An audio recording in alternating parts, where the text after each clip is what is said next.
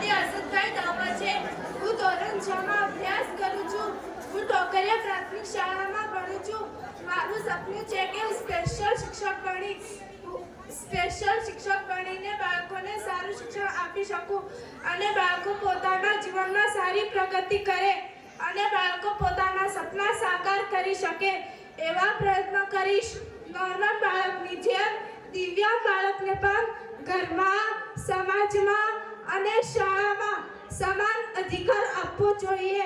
સામાન્ય રીતે લોકોને એવું લાગે છે કે આ તો દિવ્યાંગ બાળક છે, ઘરમાં અને સમાજમાં એ બોજ પડીને રહેશે. દિવ્યાંગ બાળકને પણ પોતાના જીવનમાં સ્પેશિયલ ટીચર દ્વારા યોગ્ય તાલીમ આપવામાં આવે તો પણ પોતાની કારકિર્દી અને સપના સાકાર કરી શકે છે, આત્મનિર્ભર બની શકે છે. દિવ્યાંગ બાળકને પણ નોર્મલ બાળકની જેમ સપના જોવાનો અધિકાર હોવો જોઈએ, જેથી બધાની જેમ તે બધી જગ્યાએ સમાન જીવન જીવી શકે છે.